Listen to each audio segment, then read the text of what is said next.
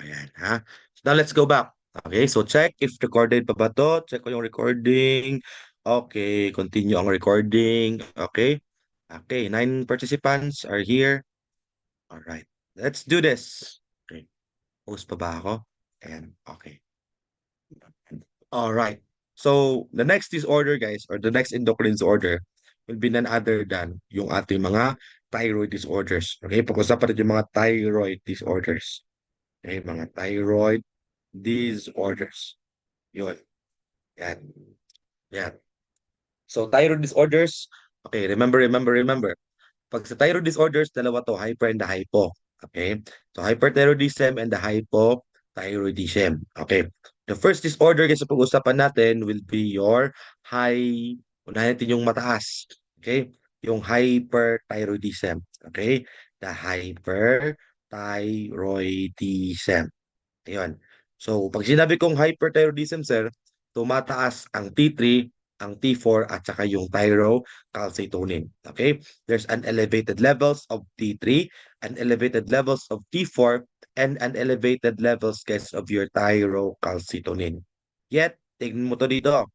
Si calcitonin is an independent hormone and this will be regulated yung calcitonin natin once there's an effect or a change in the blood calcium level, then i-halt yung kanyang effect ng ating parathormone. Ang ibig sabihin, ang point lang dito is that ang calcitonin, hindi or less yung kanyang effect dito sa hyperthyroidism. Okay? So it will not cause your hypocalcemia. Okay, kung isipin mo na, sir, baka yung calcium ipapasok lahat sa buto.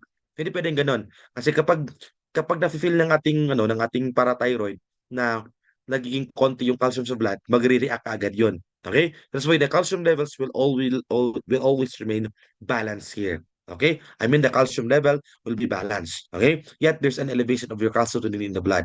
Okay? So guys, ang T3 and T4 will be the most commonly felt na elevation. So there will be a change in your metabolism of the body, the vital organs, the brain, the heart, the lungs, the GI, and so as your muscles. And there will also be a change in your basal heat production. Okay? So, guys, bakit merong hyperthyroidism? Okay? Bakit merong hyperthyroidism? Ano ba yung dahilan ng ating hyperthyroidism?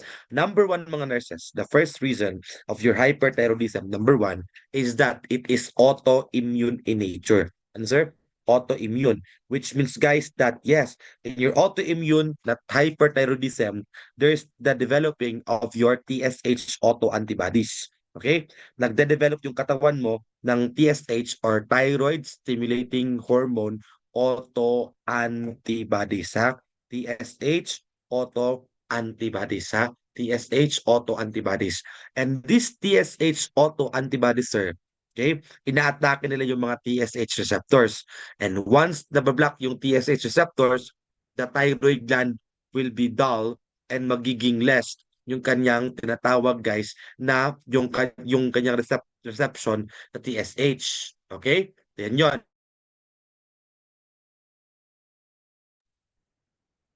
Teka lang, nawawala ako. Okay. Tapos, guys, ito yun na. Again, sisirain ang TSH receptors. So kung sisirain yung TSH receptors natin, hindi magkakapag-receive ng signal yung thyroid gland from the TSH. Okay? Thus, ang problema doon, ang kanyang counter-regulation is the TSH, okay? Yung ating tinatawag na TSH receptor, dahil nagiging dull yun, it will cause the gland to increase in size. Okay, so lalaki ng lalaki yun. Kasi isipin ng gland, ay, okay, wala pala akong reception, wala akong stimulation ng TSH, ay lalaki ng lalaki yung gland. Okay? At kapag lumaki yon, it goes to the point na magiging toxic na siya. Pag sinabi kong toxic, guys, pag toxic na siya, it produces more hormone. Okay? It produces more and more and more hormone. Okay? So kapag ganito yung case, if there's your TSH antibodies, it could lead to your toxic goiter. Okay? This could lead to your toxic goiter. And when you say toxic goiter, guys, depende yon. Meron tayong goiter, sir, which is your diffuse toxic goiter. Okay? Meron tayong tinatawag, guys, na diffuse toxic goiter. If it's diffuse, guys, it's usually single node. Isang bukol sa leeg pero malaki.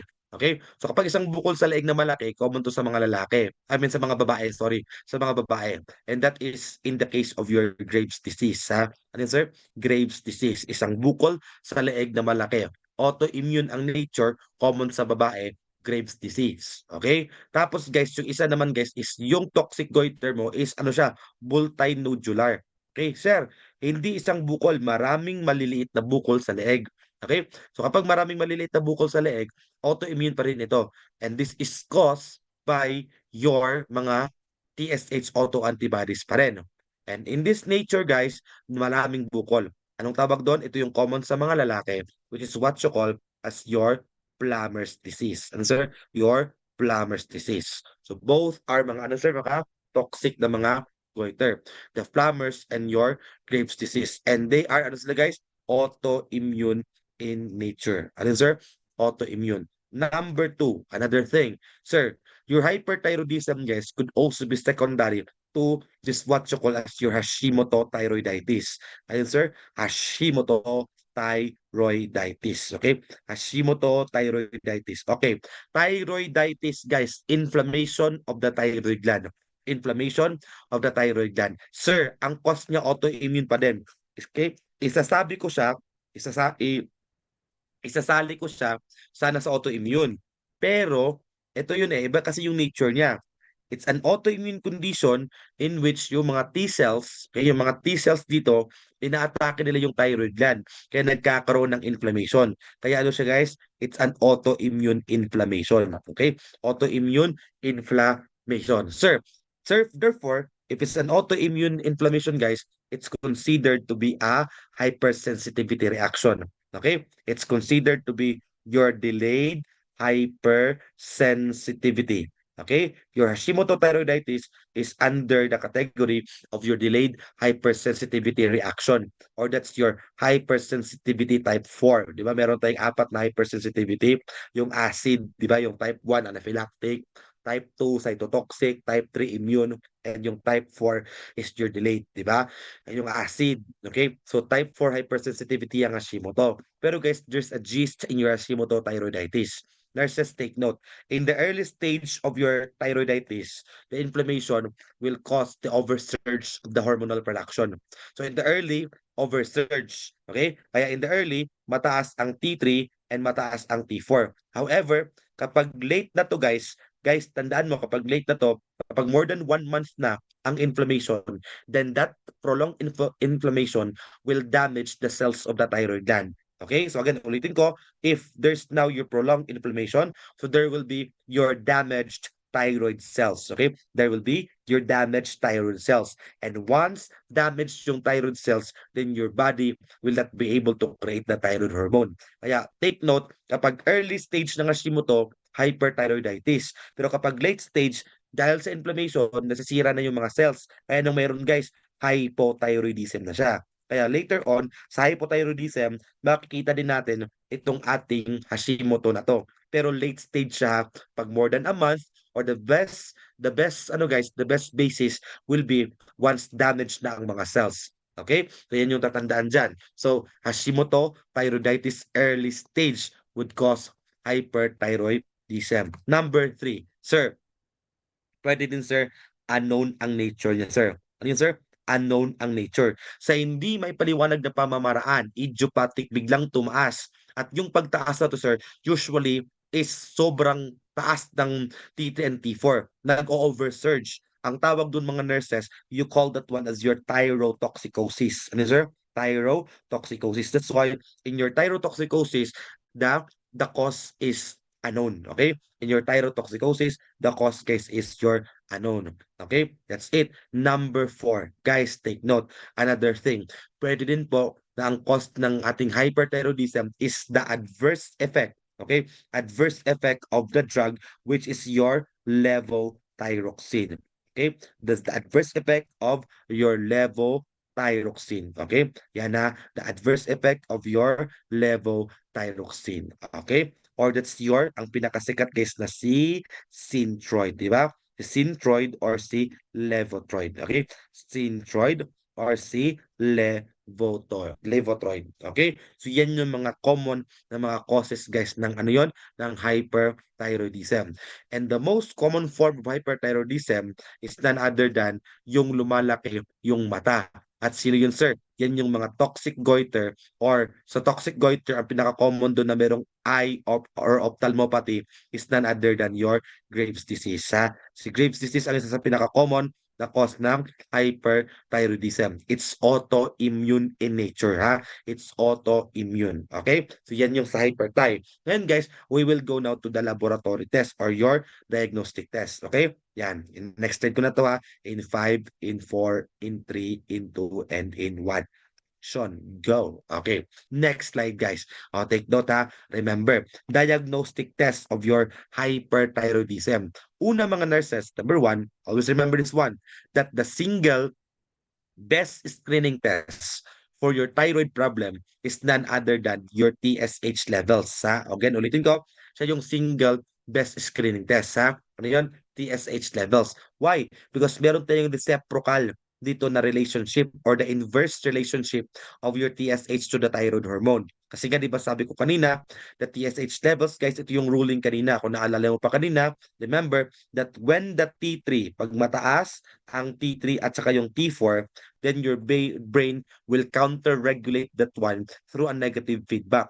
So therefore, the hypothalamus will tell the the anterior pituitary gland to, oy, stop, tigilan mo na yung pag-produce ng TSH kasi ang dami na nating hormone. Kaya remember this one, kapag mataas ang T3 and T4, mababa ang TSH. Yan yung negative feedback counter-regulation.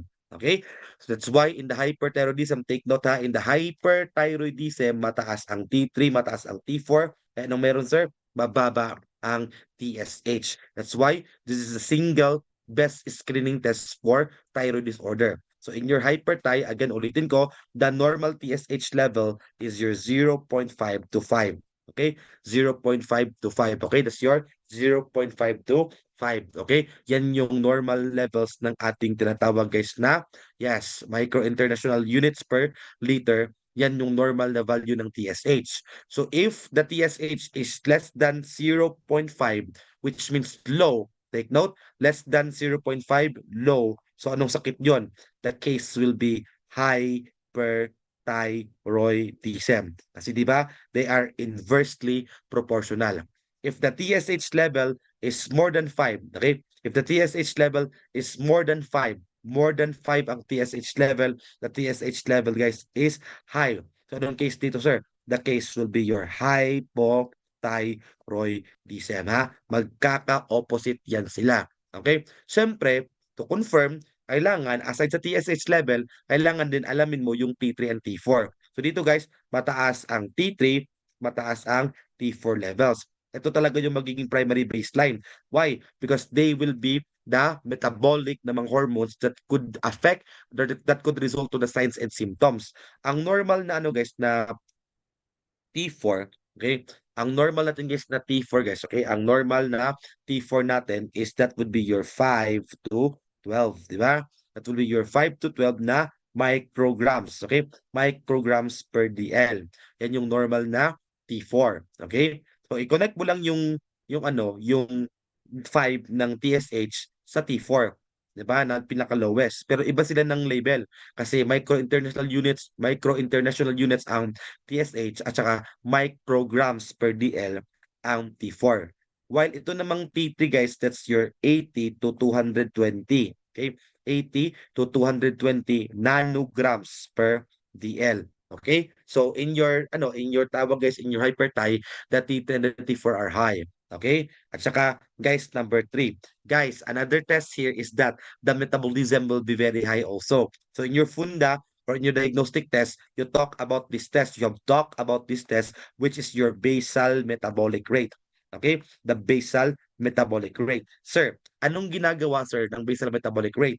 Guys, ang basal metabolic rate, mga nurses, this measures your oxygen consumption. Again, this measures your oxygen consumption at the lowest cellular level.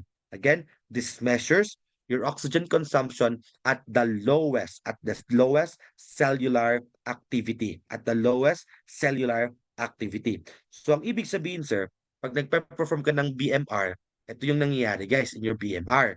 Kapag meron kang hyperthyroidism, kahit wala kang ginagawa, mabilis pa rin yung paghinga mo. Mabilis pa rin yung tibok ng puso. So kahit na wala kang ginagawa, sir, kahit na well-rested ka, yung ating activity, mabilis. Okay? Kaya guys, una, key points to remember.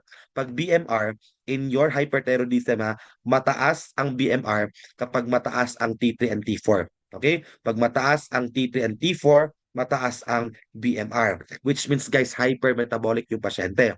Guys, anong test ito? This test is a non-invasive test. This test is done early morning. Pagkatapos nakagising yung pasyente from a very good sleep. Okay? Kasi guys, pag masarap yung tulog mo, pag kompleto 8 hours yung tulog, malamang your body will be at the lowest cellular activity. Ang ibig sabihin nun, less stress, walang activity, kakagising lang, fresh from bed. Okay? So pagkagising ng pasyente, ang sabihin dito sa pasyente, patient, huwag ka munang umalis sa bed mo kasi kukunan siya ng BMR. Okay? So the patient must not get out from bed before or after the test na siya pwedeng umalis. Okay? So again, tell the patient to avoid getting out from bed, okay, unless the test is done. So yung test natin guys, merong mask lang na ilalagay and that mask is connected to a oxygen monitoring na ano, your ventilating tawag dito, yung ventilating assist as measuring device. So yung device na yon, mini-measure niya kung gaano kabilis yung paghinga, kung gaano kabilis yung pag-take mo ng oxygen. So kapag mabilis yung paghinga ng pasyente, kahit na walang ginagawa, kahit na well-rested ka, then hypermetabolic ka. Again, the patient here is on bed. Okay? On bed na, nakaupo na siya sa bed, pero hindi siya naglalakad. Okay? At saka one thing for sure, pag nagbi-BMR, kailangan wala mo nang iniinom na stimulant ang pasyente. Kasi pag uminom yung pasyente ng coffee, so therefore, magiging mas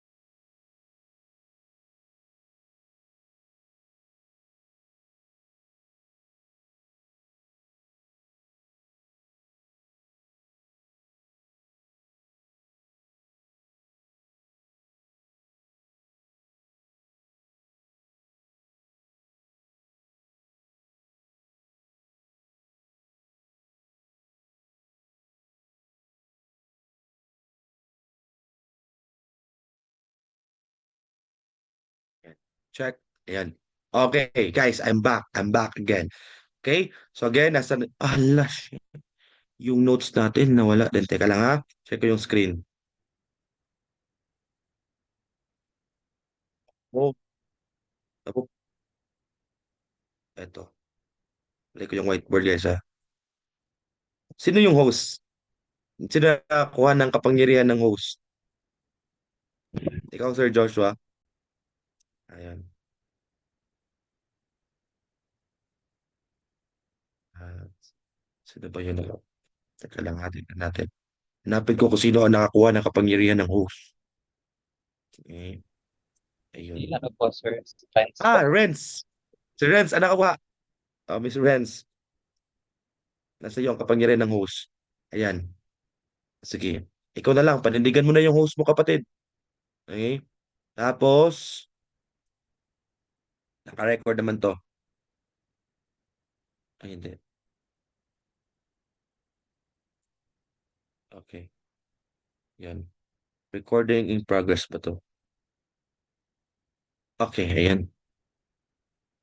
Recorded. Teka lang ha. Oh, yun. Ayun. Oh, Sir Joshua, nasa iyo na naman yung host. Lumipat naman sa iyo. Ayun, palipat lang sa akin yung host, Sir Joshua. Okay? Para makapag-record ako dito. Ano ba yung lipat-lipat ng host na yun? Oo, teka lang Some more yata eh. Hindi ko alam eh. Tingnan mo to. Click mo yung participants, tapos may nakita ka dyan na na mga small, na mga tuldok-tuldok. I-click mo yung pangalan ko, and then make host. Make host.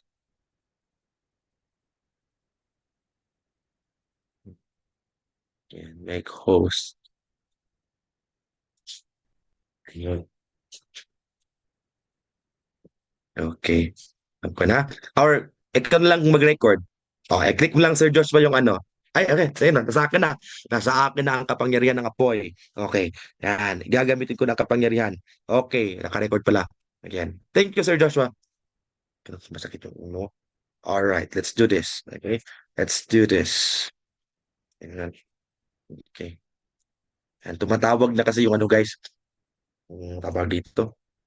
Yung mga kasamahan natin sa Kasi meron kaming ngayon sa center, sa Baguio din. Merong tawag dito yung meeting ng mga tawag dito, ng mga lecturer dito at saka parang dinner. Siyempre, ako less na akong magano kasi ako yung lecturer na doble yung kayod, di ba? Meron pa tayong morning class, meron pa tayong evening class, night class, di ba? All out yung discussion natin ngayon. Okay? Tapusin mo natin to. At naputol nga tayo dun sa walang hiyang BMR na to, di ba? Yan. Okay. So BMR, basal metabolic rate. Again for your diagnostic test for your diagnostic test, isulat mo natin yung mga nasulat natin before kanina. Okay? Ito yung mahirap hindi natin makakapag-recapitulate. Okay. For the diagnostic test, guys, number one, TSH. The TSH is low in hyperthyroidism. Number two, the T3, which is a normal value of 82 to 120 nanograms per DL. And the T4, which is a normal value of 5 to 12 micrograms per DL will be high. Okay? Look at the relationship. They are inversely proportional. Ang basihan nito mga nurses is ang T3 and T4. Si TSH mag-a-adjust lang yan siya kasi siya yung kinocommand ng hypothalamus para ma-maintain ang balance or ang negative feedback. Okay? So, pag mataas ang T3 and T4, mababa ang TSH. Pag mababa ang T3 and T4, mataas ang TSH. Okay? And then number three, guys, ito din. Guys, ano yun, sir? BMR Basal metabolic rate. At malalaman natin, sir, that the patient is hypermetabolic. Gagawin to pagkagising ng pasyente. Sabihin mo, patient, huwag ka munang umalis sa bed. Kailangan napaka-relax mo pag nagbi-BMR. May ilalagay na mask, tapos nakakonect sa device. The device will monitor the uptake of oxygen. And tandaan mo to, na dapat guys, kapag BMR, tandaan kapag BMR, dapat walang stimulant before the test. Okay? Tapos guys, take note, number 4. O, tanda mo to kapatid. Pang-apat. Guys, importante ito guys, thyroid scan. Sir, thyroid scan. Sir, bakit kailangan pa sir ng thyroid scan kung makakapa naman yung bukol? Guys, tandaan mo to. Kapag plumber's disease, di ba maraming maliliit na bukol? Okay? So, kailangan talaga titignan guys, okay? Titignan yung mga bukol-bukol doon, yung mga maliliit na bukol. At kung meron mang suspicion na baka cancerous yan, kailangan hindi mawawala ang biopsy. Okay? The confirmatory test if it's cancerous or not. Kasi guys, tandaan mo to. Alam mo na yung concept, sinabi ko na to kanina, na kapag merong cancer, yung isang gland, yung isang endocrine gland, pag may cancer yan, tataas ang production ng hormone. Okay? Kapag may cancer ang gland, tataas ang production ng hormone. Okay? Yan yun Again, biopsy. Okay. Ngayon, nurses, let's go to your signs and symptoms. Okay? Punta na tayo guys sa signs and symptoms. Okay? Yan, madali lang yan. Okay. Yan, i-delete ko na to kasi hindi siya aesthetic tignan. Okay. Ngayon, let's go down to your signs and symptoms. Okay? Signs and symptoms of your hyperthyroidism. Signs and symptoms of your hyperthyroidism. Signs and symptoms of your hyperthyroidism. All right, mga nurses, take note. Una, remember mataas ang T3 at mataas ang T4. Mataas ang T3 at mataas ang T4. Kaya una mga kapatid, tandaan mo to. Una, mataas dito ang T3. Okay? Mataas ang T3. Okay. Nurses, take note. Kapag mataas ang T3, guys, remember this one. Sinabi ko na to kanina that your T3 is for your body's metabolism. Anong metabolism yun, sir? Metabolism, guys, dito sa ating brain, metabolism sa ating heart, metabolism sa ating lungs, at saka metabolism sa GI, and even your muscles. Okay? Kaya remember so mga kapatid, kung mataas ang T3, okay, ito yung mga guys sa kung mataas ang T3, una sir sa brain, magkakaroon ng alteration ang brain function. Mas maganda pag mataas ang T3 kasi mas matalino ka guys. Bakit sir? Kasi napakatalino. Tataas yung cognition. Okay? Magiging matalino yung tao. Ang problema, kapag masyadong matalino, masyado namang irritable. Okay? O matalino ka nga pero agitated naman, di ba? Easily agitated o madaling mairita, di ba? Yan. Parang kilala ko to. May kilala akong lecturer na matalino pero madaling mairita, di ba? Yan. Okay? So ganun. Tapos guys, ano pa? Another thing, guys, kahit natutulog, kahit nakapikit yung mata mo, gumagana pa rin yung utak mo. Guys, hindi ka na nakakatulog sa gabi. Sir, there's your insomnia. Ano, sir? Insomnia. Ano pa? Sir, alertness. Ano, sir? Alertness. And syempre, pag madami yung thoughts sa utak mo, pag nagsasalita ka, hahabulin mo yung thoughts mo. Okay? Kaya, there will be your rapid speech. Ano, sir? Rapid speech. Ano, sir? Rapid speech. Kung mabilis mo na ako magsalita, mas mabilis pa tong hyperthyroidism. Tandaan yan. Okay? So, past test pa to, ha? Yan yung tatandaan, mga kapatid. Okay? Yan. Parang nakuha ko na lahat ng mga symptoms, guys. Yung cognition na lang. Okay? Kulang pa. Okay? Kulang pa. Okay? Yan yung tatandaan natin. Pero, guys, okay naman yung leg ko siguro, guys. Lumalaki lang naman to dahil sa pagsasalita sa lecture. Okay? Anyways, guys, let's do this. Guys, aside sa brain, guys, ha? Remember this one. Aside sa brain, guys, ano yung sabi ko? Brain, heart, lungs, GI, and muscles. Guys, ang heart. Guys, ang heart, ang puso, kapatid. Take note, tandaan ang puso, guys. Guys, take note, ang puso, guys, masyadong mabilis ang pagtibok. Kasi SNS ang epekto ng T3. Which means, guys, tataas ang heart rate. And tataas din po yung inotropy. Okay? Pag sinabi kong inotropy, sir, yan yung force. Magkaiba yung rate sa force. The rate is the chronotropy and the force is the inotropy. So, meron ka ng tachycardia, malakas pa yung tibok ng puso. That's why kapag nagsabay yung dalawa, malamang sa malamang sir, mataas din yung BP. Okay? Mataas din ang blood pressure. Kaya mataas ang blood pressure ng mga pasyente na merong hyperthyroidism. Okay? Ano pa? Sir, dahil mataas yung blood pressure nila guys, ano pa? Flashy yung mukha. Okay? There will be your flushing of the face. Okay? Flushing of your face. Okay? Flushing of your face. And yung frequent headache nila is also associated with this high BP. Okay? Yun yung tatandaan dito. Tapos guys, let's go to the other organ. Ano yung isang organ guys? Yung lungs. Okay? The other organ mga nurses is your lungs. Okay? So yung lungs guys, okay? Affected din po yung lungs. Okay? Yung lungs natin. Guys, remember, simple lang. Pag mabilis ang tibok ng puso, kailangan mas maraming oxygen. Kaya tataas din po sir yung RR. Okay na? Tataas din po yung RR o yung respiratory rate. And guys, ito yun. Sobrang bilis ng RR, sobrang bilis ng tibok ng puso, your patient will often have your air hunger. Okay? Yan. Nag-air hunger na. Ganun. Parang hinahabol, parang kinakapos na ng hininga. Okay? That's your air hunger or char-char lang yung guys na term for the difficulty of breathing. Air hunger or the difficulty of breathing. Guys, ito pa guys. Guys, ito pa. Ano yon? Heart, lungs, and GI. Nurses, take note. Mabilis ang metabolism. Pag mabilis ang metabolism, mabilis ang GI activity. So therefore, mag-i-increase guys ang peristalsis. Mag-i-increase ang peristalsis. Kaya kung mag-auscultate ka sa quadrants ng abdomen, when you auscultate on the right lower quadrant, in which dun sa RLQ, yung pinakamaraming borborygmi, ma-assess mo yung more than 5 sounds and in 20 seconds. More than 5 sounds in 20 seconds. More than 5 sounds in 20 seconds. Anong tawag doon mga kapatid? Hyperactive vowel sounds. Ano yun? Hyperactive vowel sounds. At dahil hyperactive yung vowel sounds, sir, tandaan mo, mabilis yung ating peristalsis. Mabilis yung paggiling-giling ng tiyan. So ang ibig sabihin doon, marami kang na-produce din. At saka, guys, take note, malambot yung tae. Anong meron, sir? Diarrhea. Ano, sir? Diarrhea. And remember, an increase in peristalsis will also stimulate more appetite. More appetite. Kaya guys, yung pasyenteng to, kaya nung umabot, kumain sir ng isang rice cooker.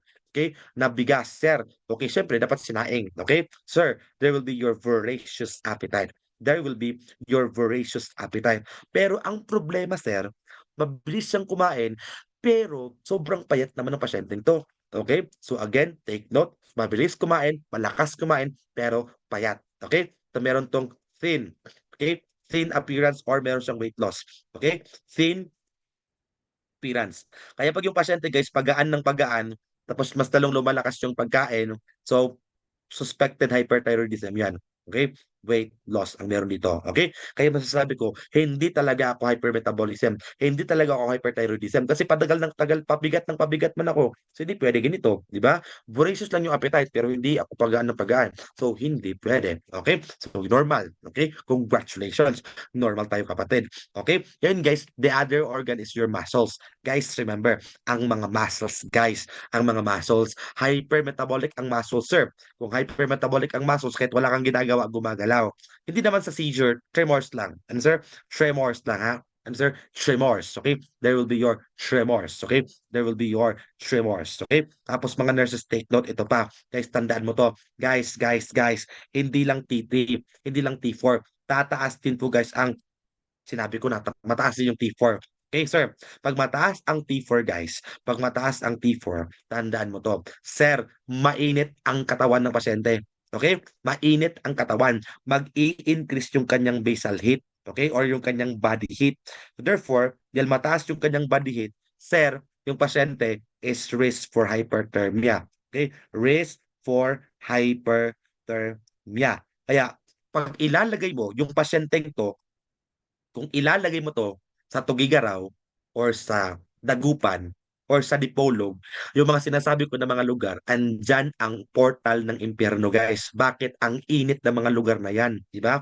Andyan ang butas ng ozone layer. Okay? Kaya guys, hindi ito nakakatolerate ng sobrang init kasi mainit na yung katawan. Pag pinainitan mo pa, hyperthermia na ang labas. Kaya ilagay mo dyan, guys, yung mga hyperthyroidism, meron tong heat intolerance. Ano yun, sir? Heat intolerance. Again, ulitin ko, meron tong heat intolerance, ha? Meron tong heat intolerance. Okay. Sir, ito pa. Sir, dahil mainit yung katawan, dahil mainit yung katawan, malamang your hypothalamus will activate the negative feedback na naman. Kakaroon naman yan ng nagpapalamig na naman yan. Kaya kapag hyperthyroidism, usually guys, open ang mga pores nila. Okay, ano sir? May open pores yan sila. At saka ano pa, sir, pinagpapawisan. Okay? Merong ano yun, sir? Diaphoresis. At ito pa, sir, dahil mataas yung T4, open ang mga pores. So which means guys, parating nagpapawis. How about yung mga oil glands? Yung oil glands nila guys is ano din, malapot din. Nagproproduce ng maraming oil. Kaya guys, yung hyperthyroidism, maganda yung kanyang buhok. Okay? Meron tong thick na buhok. Okay? Thick and your silky hair. Okay? Thick and silky hair. Pero hindi colored. So, hindi pa rin yan ako. Okay? Thick and silky hair, ha? So, dark lang yung buhok niya. Thick, silky, and straight. Pwede nitong i-model ng sunsilk. Di ba? Yan yung kanyang buhok, guys, ha? Dahil yan, guys, sa oil. Okay? Dahil yan sa oil, ha? Kaya siya yung may magandang buhok. Yung isa mamaya, yung pangit ang buhok. Yun yung hypothyroidism. Okay? Tapos mga nurses, idagdag mo to. Guys, kapag meron kang hyperthyroidism, sir, wag mo tong kalimutan. Sa mga babae, ang menstrual imbalance niya, magkakaroon yung pasyente ng tinatawag na amenorrhea. Ano yan, sir? Amenorrhea siya. Amenorrhea or the cessation of menstruation. But actually, guys, it's not the total cessation eh. Kasi yung category ng amenorrhea, kapag hindi ka na dinudugo in 90 days, di ba?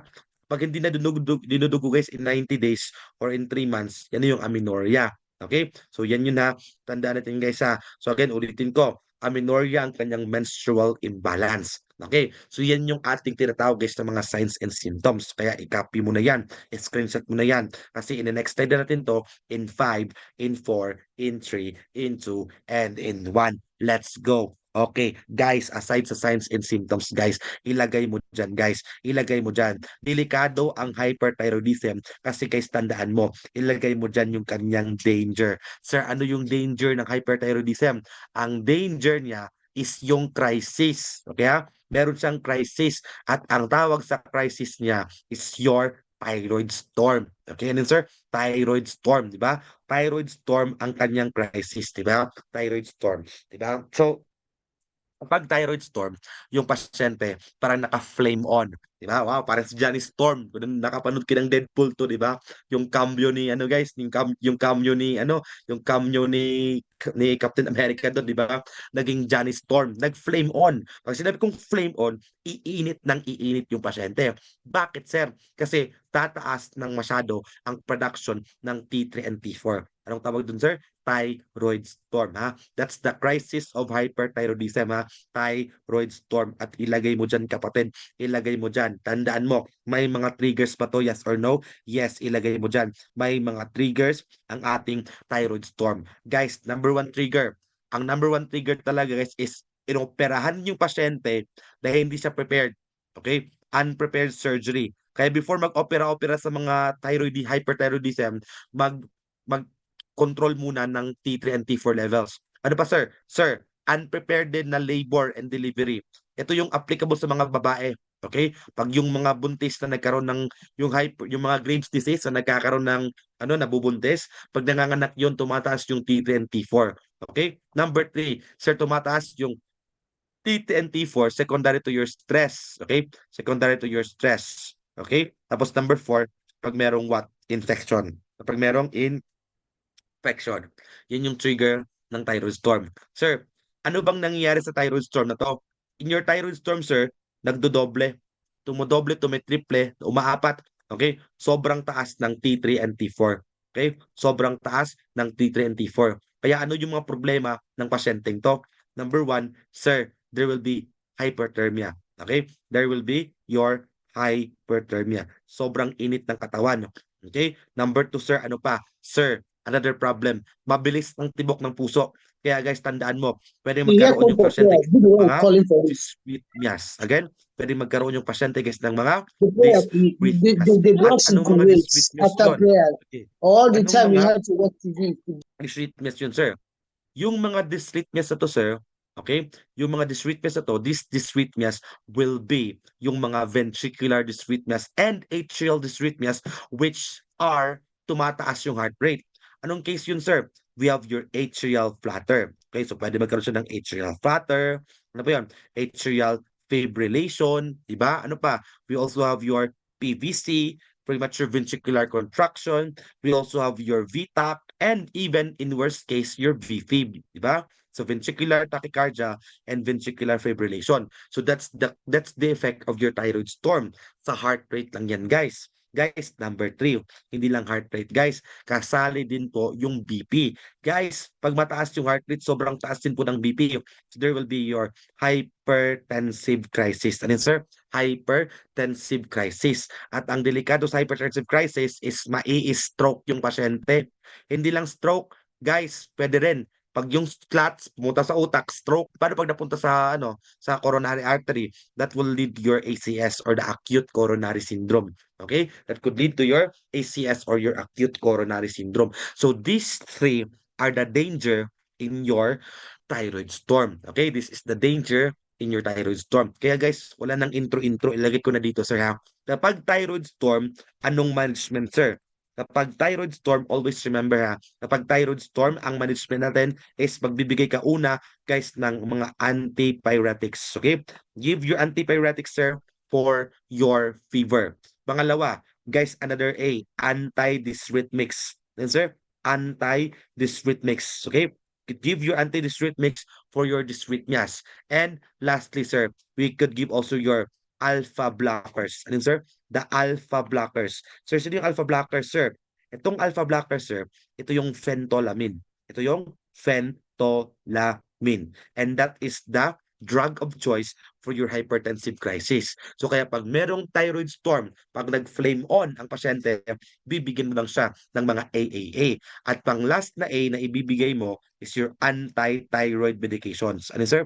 Anti-thyroid medications. Sir, kasi sinabi kong anti-thyroid medications, you know the drill.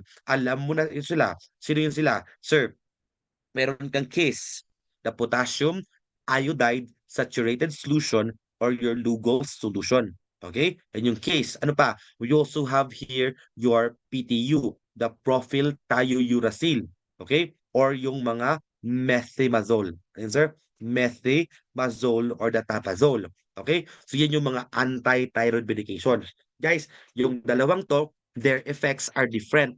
Yung KISS natin or your Lugol solution, ang ginagawa niya, pinapa-decrease niya yung blood supply sa thyroid gland. Again, pinapa-decrease niya ang blood supply sa thyroid gland. Yan yung ginagawa ng KISS. Okay? Yung isa naman guys, yung PTU, it will directly block the thyroid synthesis of hormones. Diretso guys, i-block niya ang production ng thyroid hormones. Okay? So yun yung mga AAAA, the 4A. Okay? Yun yung mga A ng ating management ng thyroid storm. Okay? Those are the A's of your thyroid storm. Okay, yan yun ha. So that will be the management kapag nangyari ang crisis. I-manage natin because this is an emergency. Emergency. Okay? Emergency ito mga nurses. Alright ha? Yan yun. Let's go. So ngayon guys, in the next ko na to ha. In the next ko na, in 5, in 4, in 3, in 2, and in 1. Okay. Ngayon, I remember this one. Okay. Those are for the management of the crisis. And guys, remember this one. Guys, wag mong kalimutan to. Ha? Yung ating exophthalmia, yung ating mga signs na yon, yung mga eye problems natin, yung mga eye ophthalmopathies, lumalabas lang yun kapag merong Graves disease ha. Okay? Kapag merong Graves disease, meron tong mga eye problems, eye ophthalmopathies. There will be eye problems or eye changes. The first eye changes, guys, is that when you have hyperthyroidism, your fluids, because of that hypermetabolic state, the fluids will build up behind the eyeballs. So may mga tubig na mabibuild up sa likod ng eyeballs. So yung tubig na yun, it will push the eyeballs palabas. Kaya yung eyeballs natin are protruding. So that's what you call as your exophthalmos. Okay? So meron tayong tatawag guys sa mga exophthalmia. Okay? Exophthalmia or exophthalmos. That's your protruding eyeballs. Ano yun, sir? Protruding. Okay? Protruding eyeballs. Yan yung exophthalmos or exophthalmia. Ano yun? Protruding eyeballs. Number 2, guys, aside sa exophthalmia, ito pa, sir. Sir, yung pasyente, meron siyang thyroid stare.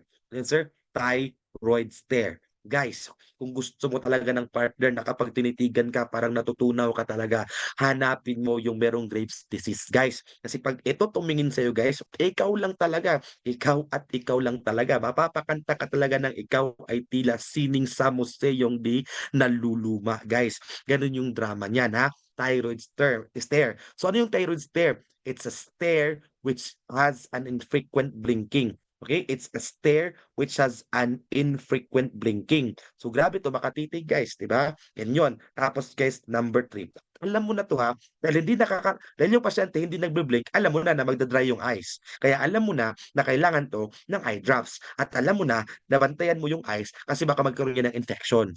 Okay? Tapos guys, ito pa. Sir, meron siyang tinatawag guys na von Grape sign. Ano yun, sir? Von Grape sign. Nurses, pag sinabi kong von Grape sign, pag yung pasyente tumingin sa baba, pag nag-look down ang pasyente, yung isang lead maglalag. Okay? Pag nag-look down ang pasyente, there will be lead lag.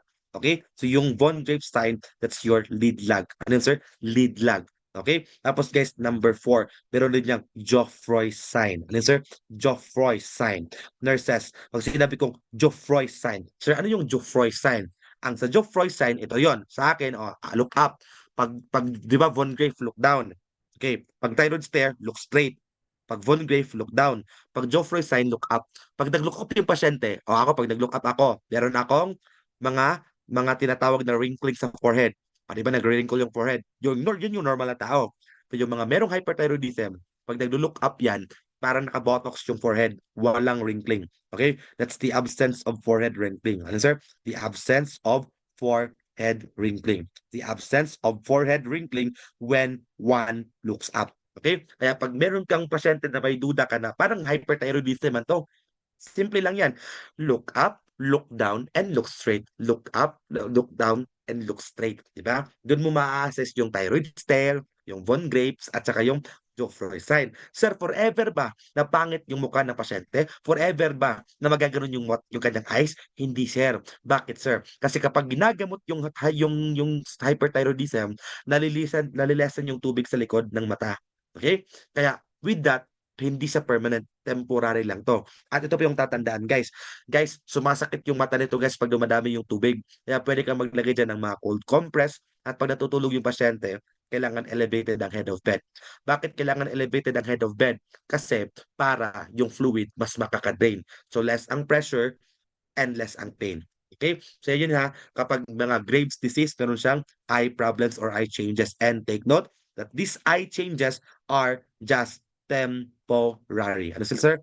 Temporary. They are what? They are temporary. Nawawala din sila kapag yung pasyente natitreat yung kanyang disorder. Kapag tinitreat ang disorder ng pasyente, nawawala din ito ha. They are just what? They are temporary. Okay? So yan guys, let's go to your management of your hyperthyroidism. Okay? Yung thyroid storm, tinapos na natin yon kasi diretso, manage ka agad. So how about the other mga manifestation? Sir, ito na yon. Okay? So let's go, go, go. Let's go. Okay?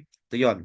Next slide. Okay. Guys, management or general management of your hypothyroidism. Sir, medications. You know the drill. Sir, what are the medications, sir? Ang common na mga medications dito, we have your anti-thyroid medications. Ano yun, sir? Anti-thyroid medications. At alam kong alam mo na yung dalawa. One, KISS or the Lugol solution. Guys, when you say KISS or Lugol solution, guys, it's an oral solution. Iinumin to ng pasyente. Yet, this has a very offensive taste. Okay?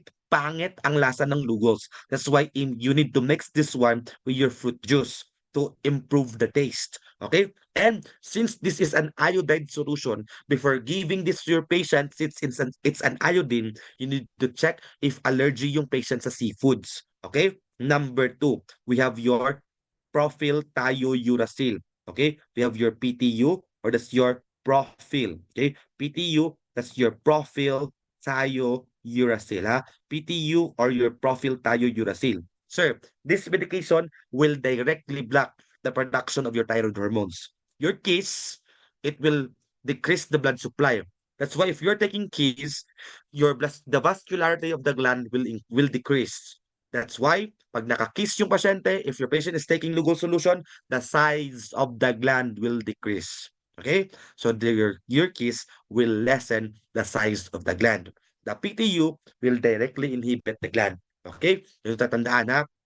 At saka remember this one, guys, if you're taking your PTU, guys, adverse effect, the well-known adverse effect of your PTU is none other than your agranulocytosis. Ano sir? Agranulocytosis. So watch out for infection. Ano sir? Watch out for infection. Ha? Watch out for infection because of your agranulocytosis. All right.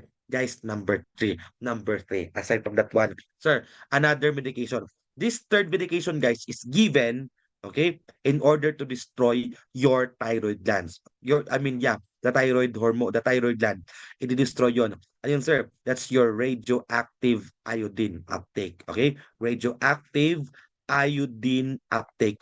Radioactive iodine uptake. Remember, nurses, this is the medication that should not be given to pregnant patients with hyperthyroidism. Okay? Because it's radioactive. So this should not be given among pregnant patients. Okay? So ang ginagawa niyan guys is that it destroys your thyroid gland. Okay? It destroys your thyroid gland or the thyroid cells. It destroys your thyroid cells. Yan yung mga anti-thyroid medications. Okay? At saka tandaan mo to, sir. Guys, you could also give your levothyroxine in your hyperthyroidism. Sir, bakit ko pa siya bibigyan ng Levothy kung mataas yung T3 and T4, di ba? There's an elevated T3 and T4. So why do we need to give your Levothy? Sir, Your Levotide will be given after the anti-thyroid medications has take as its effect. Okay? So once nagte-take effect ng anti-thyroid meds, then you could give the Levotide. So you should not give the Levotide first because when you give it first, it will result to your crisis.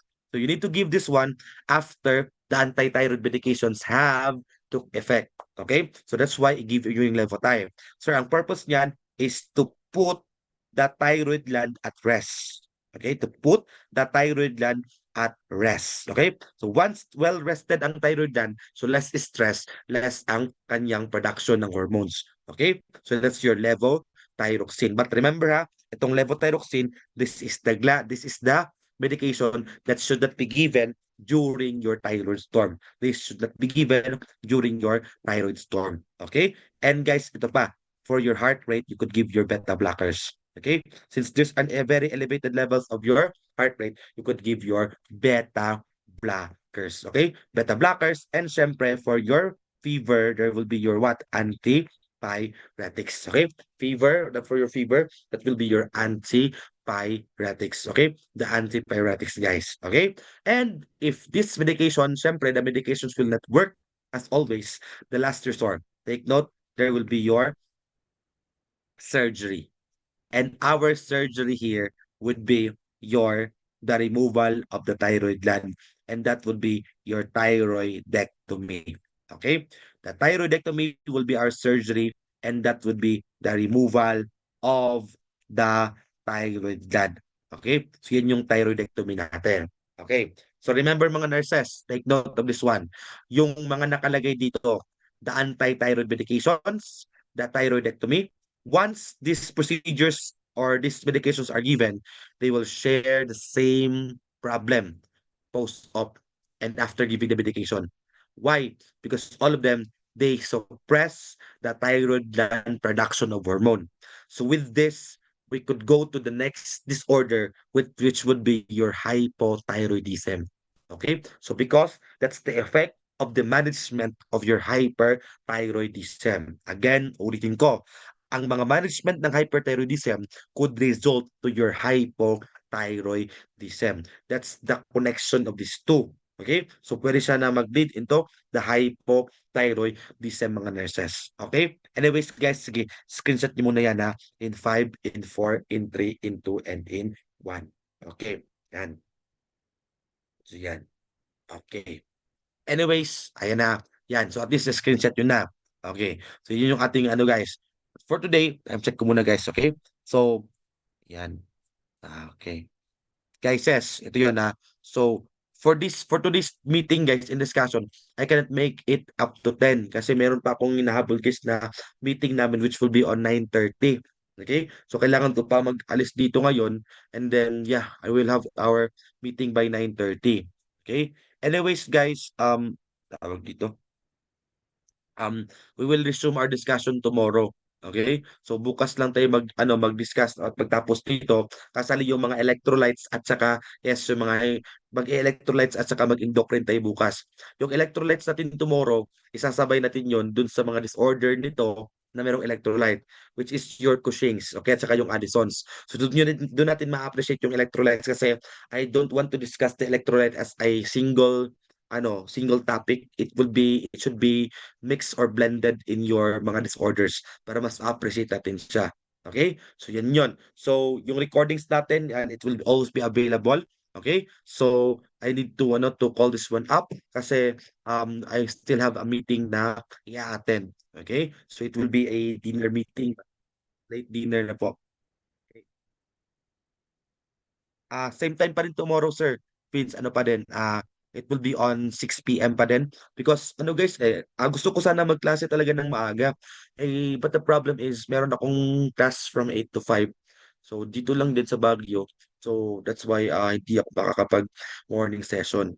But we could push it sa itong time. Okay? Kasi even though this is the short lang ng time, pero ano na naman nakakapagsulit yung discussion din natin dito at saka mas medyo hindi taxing kasi hindi sa whole day. Okay? So I can ano pa man, I can still manage to give the lecture at night for tomorrow. Okay? Is straight to na discussion natin. Okay? So again, I have a meeting to catch up, guys. So thank you so much for listening. See you all tomorrow, future nurses, ha? Maraming salamat and good night po sa inyo. Okay? Good night sa inyo and see you all tomorrow. And, thank you. Bye-bye.